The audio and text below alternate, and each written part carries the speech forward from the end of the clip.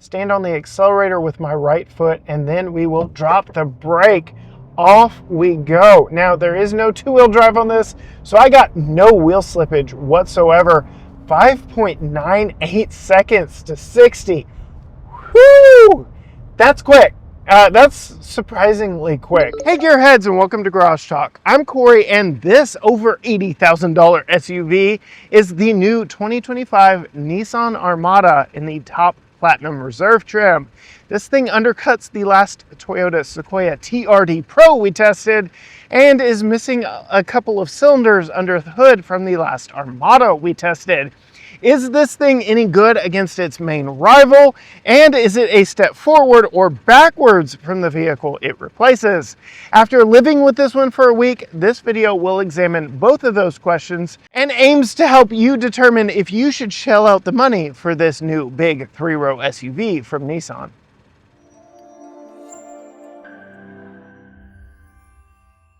Before we jump too far into this one, according to YouTube analytics, something like 70+% of you have yet to hit that subscribe button, and we are so close to 50,000 subscribers on our YouTube channel, so a quick click of a button down there will help our channel out immensely in our goal of helping more families research and buy their next vehicle. All right, gearheads, I want to do something a little bit different. I don't normally do this, but I am recording this on Monday, September 22nd, and I was just so incredibly moved by the faith, the resolve of Erica Kirk during her husband's memorial yesterday, and her incredible obedience to our call to forgive, and being able to forgive her husband's murderer not even 2 weeks after the fact, and to just publicly say the three words, "I forgive him," were so incredibly moving to me that I decided I needed to do something. I needed to step up. So I created a very simple shirt with those three words, "I forgive him," to remind me, to remind others, and to potentially start a conversation of the miraculous forgiving power and forgiving love of Jesus Christ.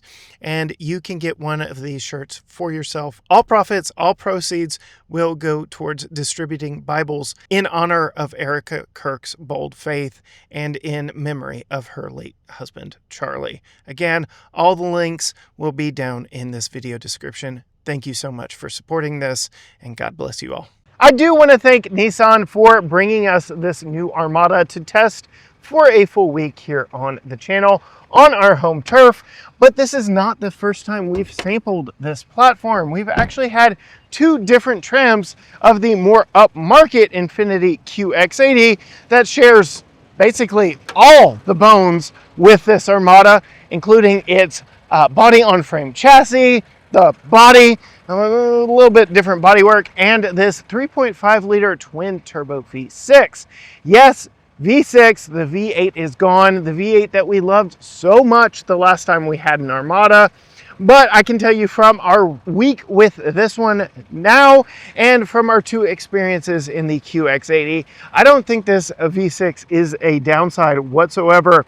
Much like the Toyota Sequoia, we did drop 2 cylinders, but this 3.5 liter twin turbo V6 makes 425 horsepower, 516 pound-feet of torque. The EPA does rate this at a rather low 16 city, 19 highway, 17 combined, which is a little unimpressive, especially when you are considering that you're dropping 2 cylinders from a V8 that we really loved. I think the old V8 and the outgoing Armada was one of the best in the segment, one of the best features of it, but here, this twin turbo V6 ain't bad either.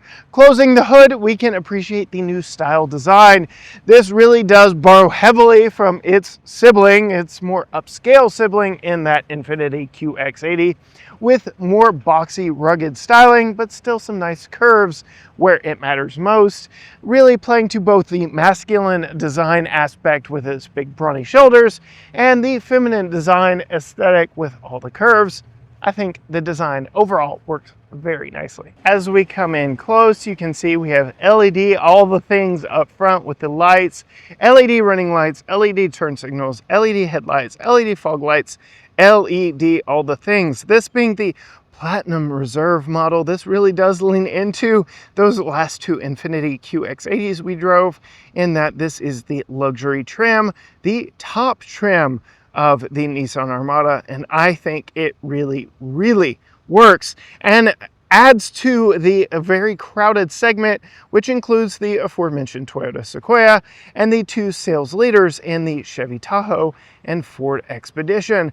This does give you a solid alternative to those, though it is one of now 3 vehicles in the class with a 3.5-liter twin-turbo V6, thanks to Toyota dropping their V8 and Ford dropping theirs. If you need 8 cylinders, if you cannot live without 8 cylinders, you will be visiting a Chevy or GMC or even Cadillac dealership to find that here in this segment.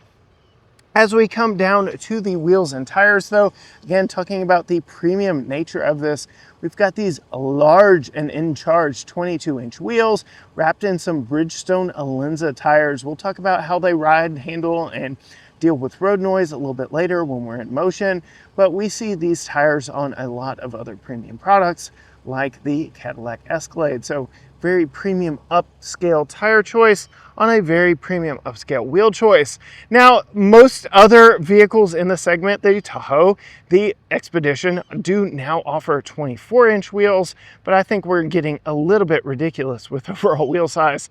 As we take a look at the side profile of this, much like the Infinitis, it is not overstyled. It's very simple, clean lines, which contrasts a lot with the Toyota Sequoia, which I keep bringing up in this video. And if you hit the subscribe button down below, you will see a head-to-head comparison of the two, as we did have these overlapping with a Toyota Sequoia for just one morning. So I was able to do a little side-by-side comparison with them. We do get the contrasting black roof here on this one with this Armada badge, cutting the difference between the body color side and the black roof. I really do like the overall look of this one. It's clean, simplistic, but big and tank-like. It really works. As we move back to the back, we get Armada spelled out there big and bold under the full-width LED light bar. It is an overall very clean, very handsome look. We have LED, all the things back here as well. And then we have our big Platinum Reserve badge right here, just to let you know and let everyone behind you know that you do in fact have the top trim. We do have a hidden wiper up under the spoiler here. There, you can see it just there. And we do have a hidden camera. I got a glimpse of it just there, right here. It is oh so hard to see. I had to move just right where you can see it right there. That does feed a live video to the rear view camera mirror, or rear view mirror back there. You can see my video stream showing in the mirror right there. But this does have a power opening rear hatch. You can see in between the MA and Armada, we do have that electronic release. When we do open up the rear hatch, we actually have more space in the standard upright position behind the third row here than we do in the Toyota Sequoia. I think that Sequoia really lets its consumers down with its third row space, both in the third row and behind the third row. They do have various different things in that Toyota to compensate for that, like a shelf. I really would like to have seen a shelf here in the back of this Armada. The Ford Expedition also gets a shelf. I feel like that would make the most of all the vertical space, because a lot of the cubic feet that you get in big SUVs like this is all vertical. So if you can't stack your stuff, you're kind of SOL, because you really have this short overall trunk space back here to speak of behind the third row seats. But you do have more space behind the third row seats than in the Toyota Sequoia. Lift this up, we do have some power back here. And then on this side, we have a lot of buttons.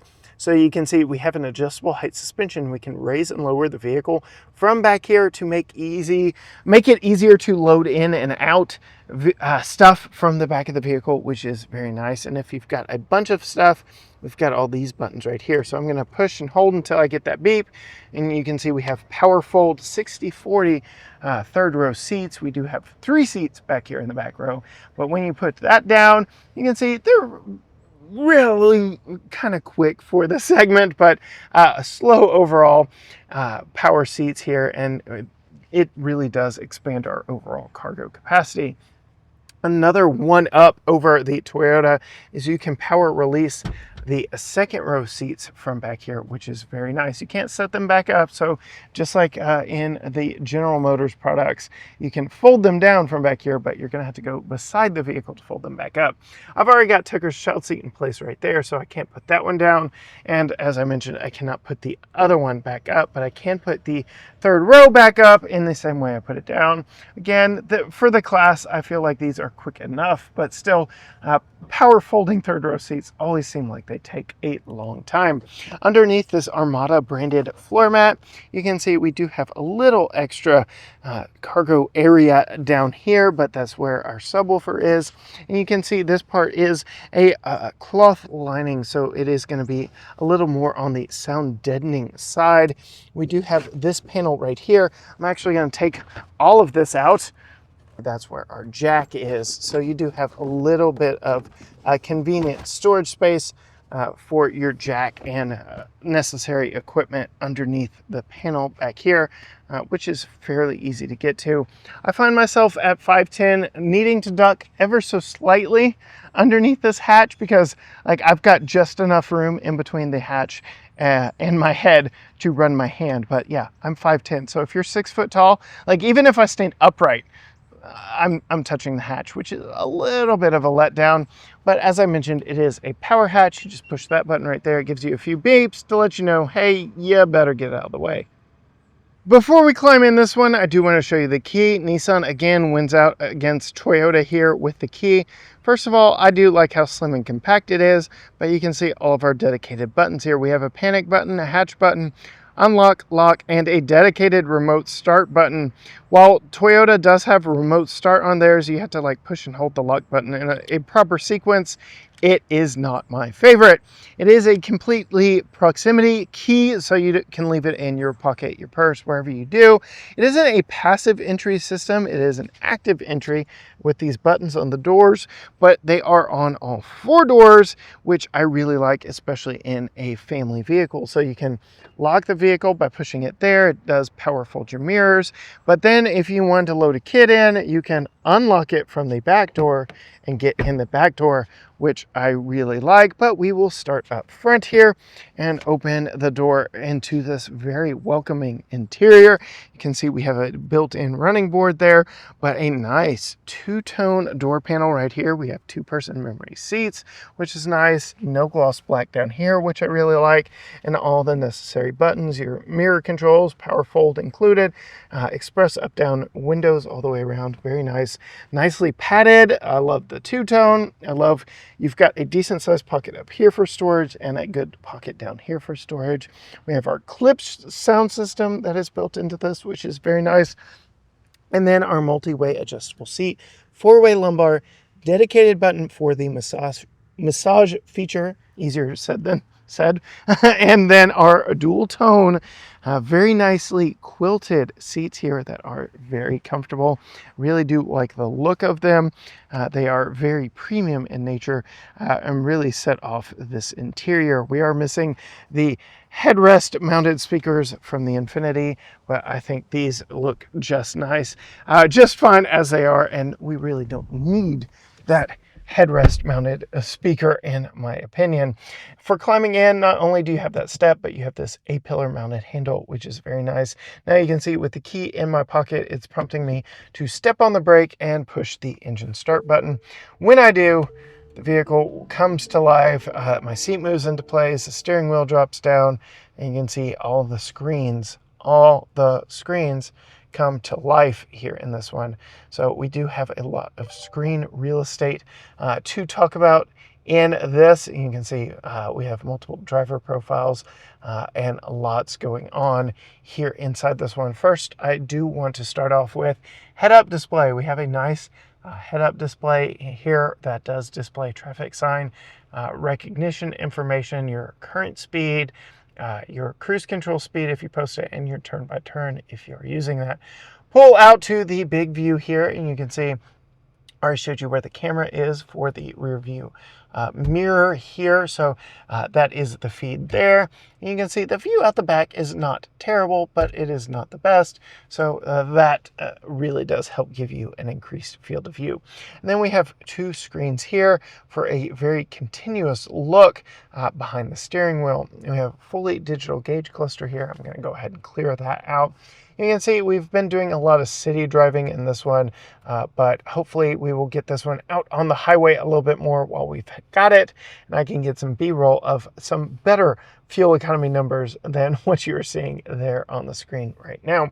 You can control what is displayed there. You can see right now I've got this orange area lit up, which tells me that this D-pad is controlling this screen, so I can actually roll through all the different functions here, which does even include our ride control, but I can also pan through several different things on the back of the screen as well. So that is very nice, including all of that functionality. But then if I hit this button, now this D-pad is controlling the screen over here, including the little roller wheel. So I've got multiple functionality without even taking my hands off the wheel. You can see we have track forward and back here, our volume here, all of our ADAS cruise control stuff right there. It is a nicely padded, very thick rimmed steering wheel, and the material on it is so soft and nice. We do have some additional buttons and controls back here. Our lane keeping, this actually toggles on and off your head-up display, so a very quick access button for it right there. Your lighting controls, interior lighting controls, and your rear hatch button right there. Interesting placement down here for our electronic parking brake and our electronic brake hold. So if you're in a lot of stop and go traffic and you don't want to just sit with your foot on the brake at a red light or wherever you may be, you can push that right there and it will auto hold for you in traffic, which is nice.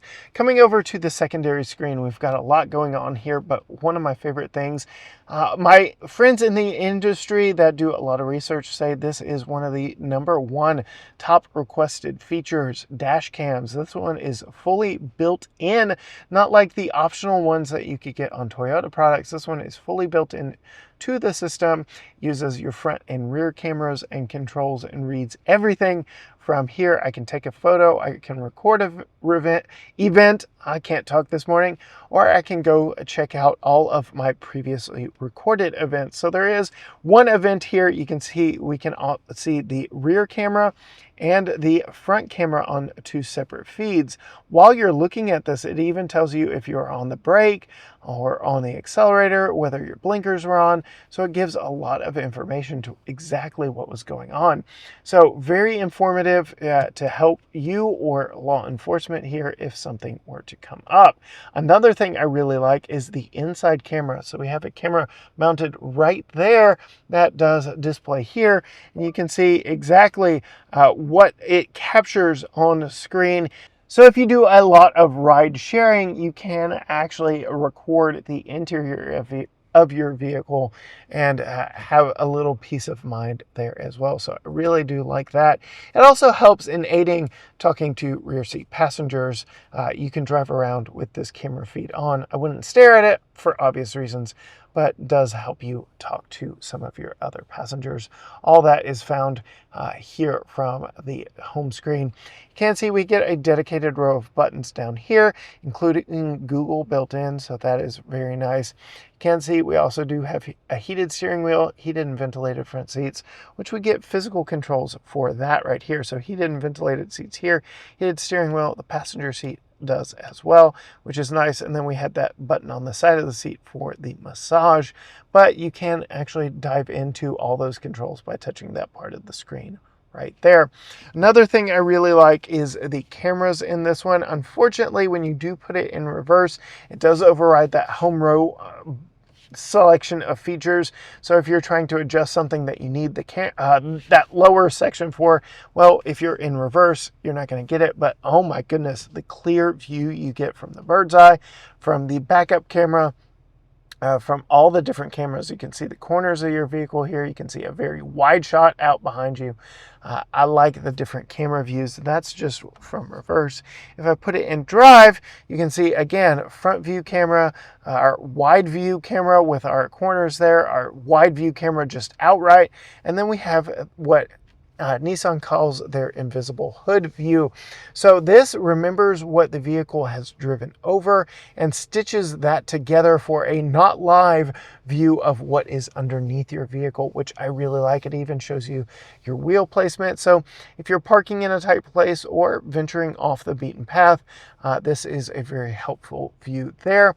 You can also go into your full 360 where you can pan around different areas of your vehicle that can help you see if you're in a tight position a little bit better around your vehicle, all of which is very nice while you're in drive. I feel like the 360 cameras in this are better than what is offered in Toyota, especially with this function right here, which I really like. And the TRD Pro version of the Sequoia we had did not have their invisible car feature, so this has a 1-up on that as well.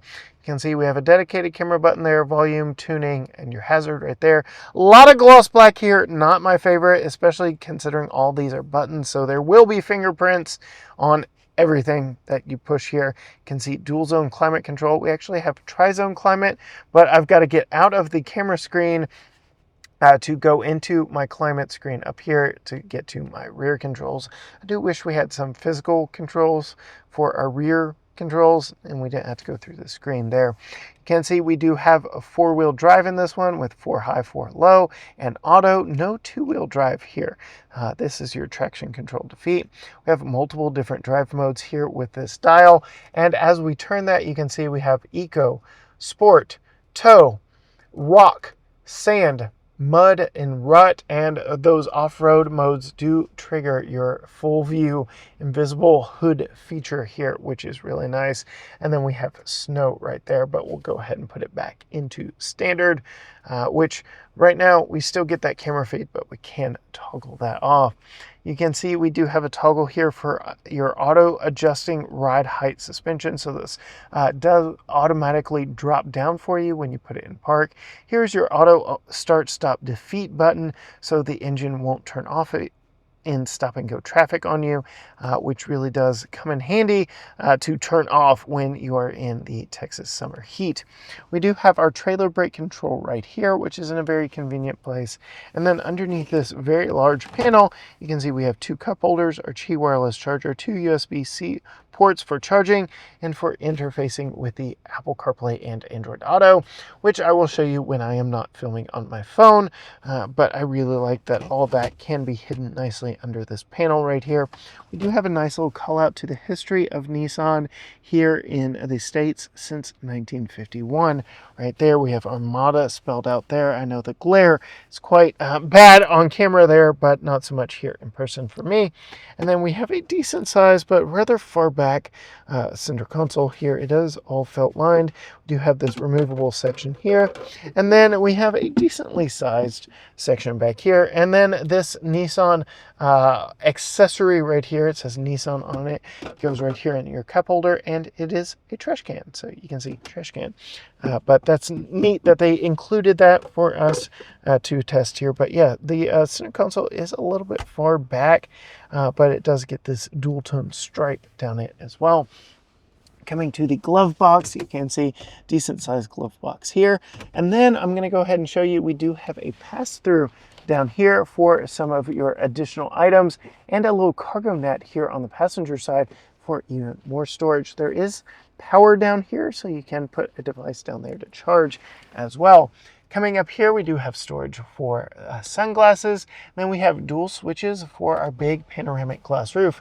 Nissan does stop the power sliding sunshade at the different increments for the 2 different panels. This front panel is a little bit on the small side for me, just its overall depth here from the front of the vehicle, but it does give you a nice opening when you do open it. And then you can see the overall sun light that it lets in from the full panoramic sunroof is very nice here for front and rear passengers. You can see this actually drops down into the vehicle to open. So just letting you know how that works there. Coming to me at 5'10", I do have the seat all the way down, but plenty of headroom for me here. And yes, massaging seats that are very nice. Coming to the back doors, I've already praised the fact that you can unlock the vehicle from back here, which I really like, but I do lament that we do not have built-in sunshades here on the back windows. That is a miss that you do get on Toyota's offerings, so a little bit sad not to see that here,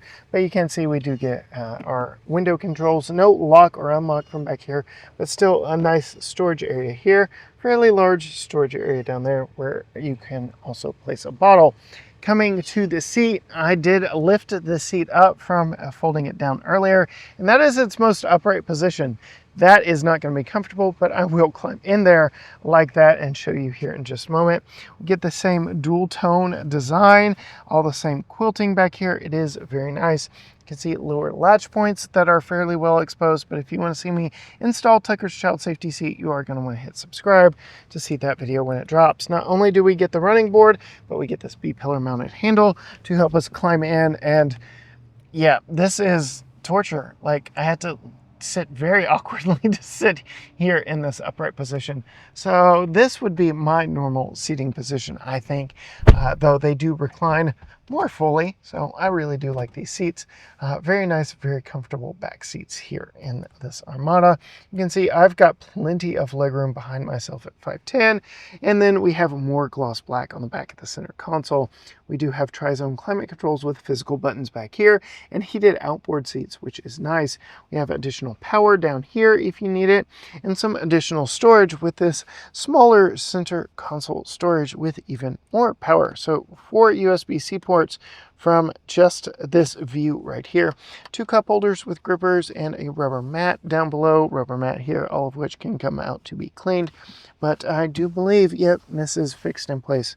No removing this here, but it still does allow you to pass through to the rear if you need it.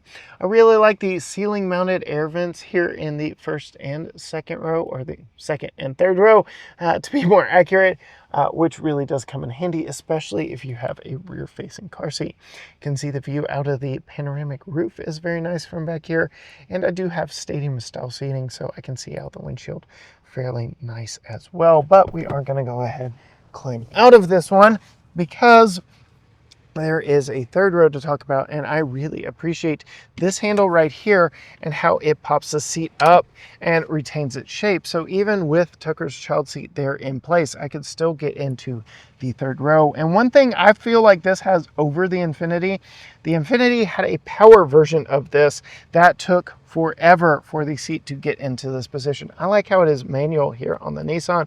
Really makes it easier to quickly climb into the back seat here. Again, we have multiple steps to climb in, and we can get into this 3-person third row seat. Can see we only have lower latches here on this 40% of the 60-40 split third row seat. So if you are going to be putting a child seat in either of these, you are going to be using the seat belt method. You do have top tethers all the way across, and then the seat belt actually comes from the ceiling for the center section, though it is a little on the narrow side, but it is still there. Again, air vents in the ceiling back here, and then a very nice window for a lot of visibility and non-claustrophobia back here. Moving down, we have 2 cup holders, we have more power back here, and a power recline function for these seats. So I'm going to go ahead and show you the difference in fully reclined and more upright. Given the design of these headrests, in order to sit back here, you are going to have to lift them up, even to put in a child seat to put that top tether in back there. But there is the seat fully reclined. And yeah, I mean, it's decent, but yeah, my head is kind of hidden here. Let's see, maybe I can find, yeah, that's where I would have to ride. So reclined ever so slightly to sit back here, but you can see I'm up off the floor enough. My knees aren't under my chin. I'm comfortable back here, but what's it like sitting behind Tucker over here? Let's go ahead and lift that headrest. And yeah, not too bad. My knees are in the seat. My head is in the ceiling. Let's see. No. Yeah, it's a little I got a slouch. Okay, it's not great, but it is better than the Toyota Sequoia. Unlike the Sequoia, though, this seat does not slide forward and backwards, so I can't negotiate there, but I get all the same controls and power back here on this side as well. That's enough of a tour of the inside. Let's see how this thing drives. Now that I have the cameras up, my hand's free to talk, and the iPhone free to pair wirelessly to the CarPlay screen here. You can see, yes, it is an inset screen within the larger screen. I would say this is more 12.3 and this is more like 14-inch overall, but very wide overall display between the two screens. Up front here, you can see we still get all of our shortcuts down here below, allowing us to go to the home screen if that's what we want to do, or we can go to CarPlay right there. We can also go to the home screen by hitting Nissan. And then again, you can just scroll through your normal things from there. I like it very much. It works. It's snappy. I've got no complaints. And then moving down here, we're going to go ahead and put it in sport mode because we aren't going to 0 to 60 test this one, thanks to our partners with RaceBox that did provide us with this race timer that is GPS based and will allow us to see just how quick this 3.5 liter V6 is to 60 in normal conditions and under a little bit of hard acceleration, which is exactly what we're going to do here. So we are going to pull out onto our normal stretch of road and give this a quick 0 to 60 run. So we will pull out here to our normal stretch of road and do our normal brake torquing acceleration. So we come to a complete stop here. I will stand on the brake with my left foot, stand on the accelerator with my right foot, and then we will drop the brake. Off we go. Now there is no two-wheel drive on this, so I got no wheel slippage whatsoever. 5.98 seconds to 60. Whoo! That's quick. That's surprisingly quick. And I'm very impressed. Again, the lack of two cylinders in this versus the model it replaces hasn't really been a problem. It still gets the same type of power and same type of fuel economy. So that's kind of the head scratcher there. I didn't really feel a lot of turbo lag on that acceleration, brake torquing it as I did.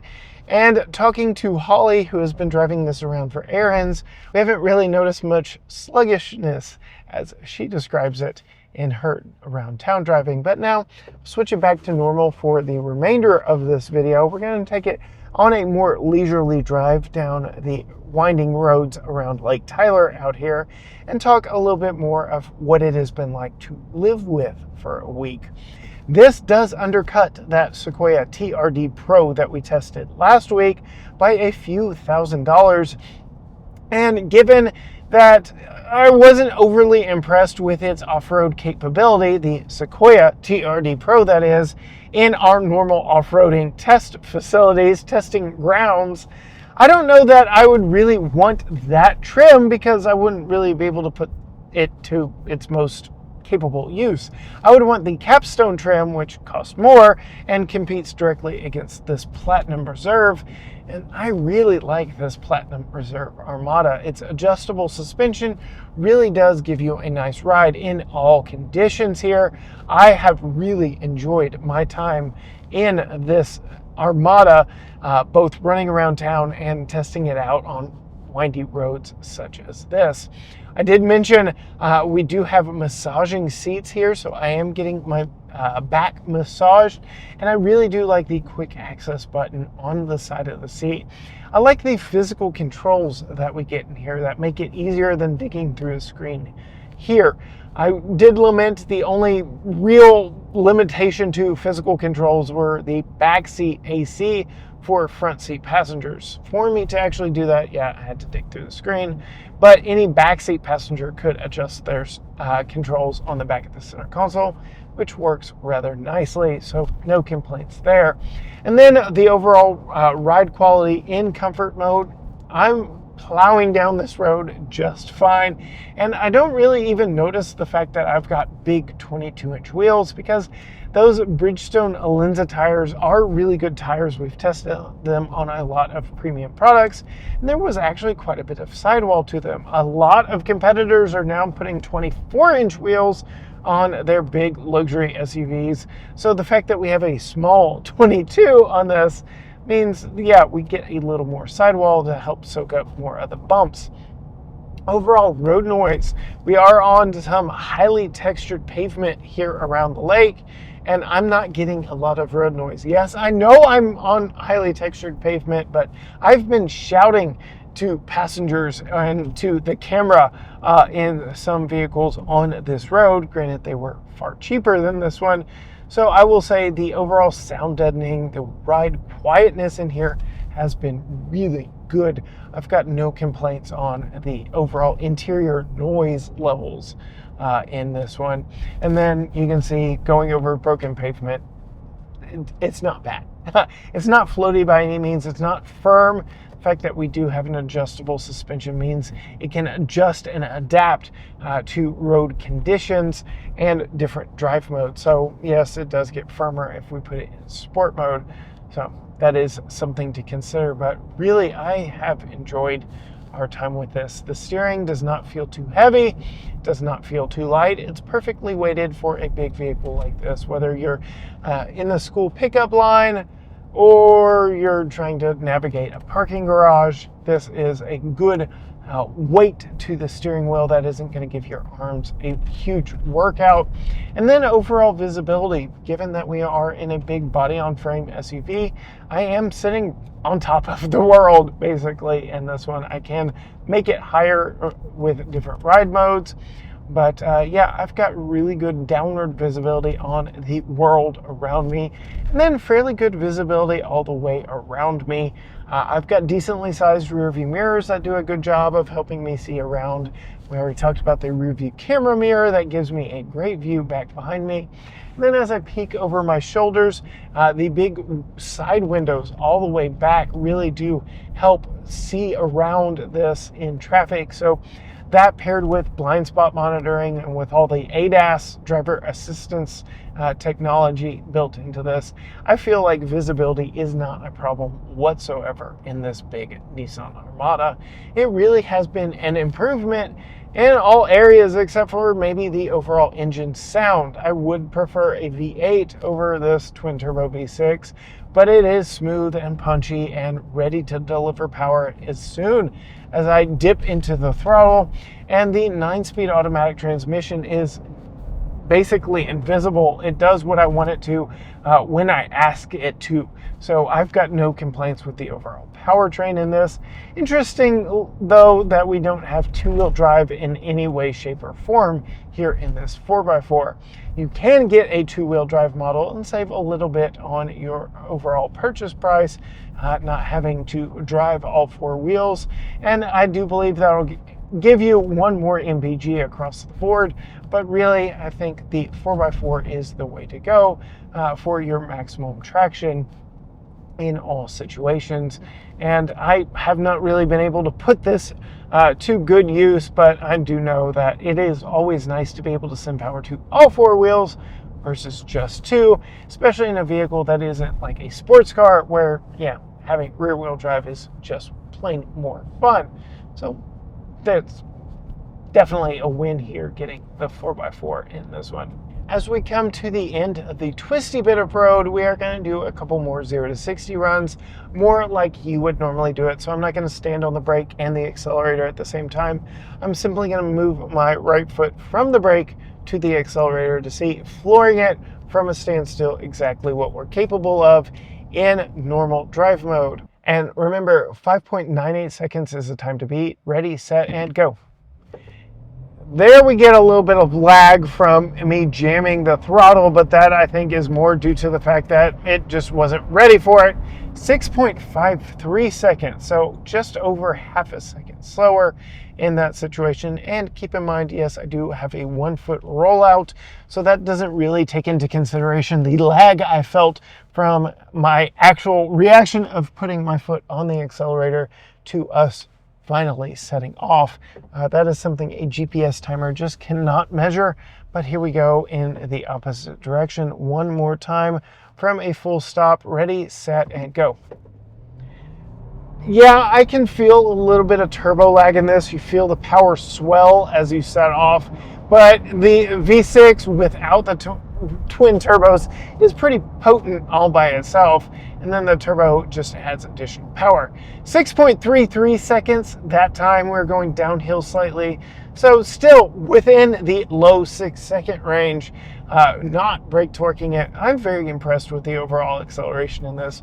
Really, again, leading to the fact that the powertrain losing 2 cylinders is not a problem for those really seeking a lot of power. Towing numbers are a little less than stellar in this one. The Toyota Sequoia is a little more powerful in the twin turbo department, as is the Ford Expedition with its twin turbo V6.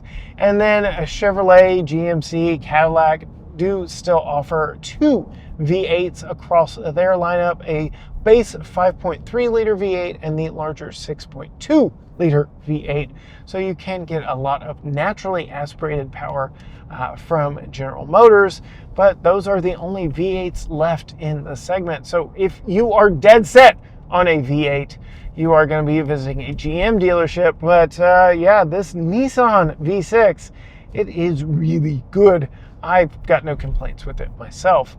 That is about it for my time here with this 2025 Nissan Armada Platinum Reserve 4-wheel drive. If you want to see more from us here on the channel, including Holly's thoughts from behind the wheel, Tucker's thoughts from his child safety seat, be sure and hit that subscribe button down below and ring the bell so you are notified when future videos drop from us. Find us on all social media platforms: Facebook, Instagram, X, TikTok, Threads, YouTube. Everything is at GT Garage Talk, or you can go to gtgaragetalk.com. But as for me, behind the wheel of the updated, brand new 2025 Nissan Armada Platinum Reserve. Until next time, gearheads. Bye.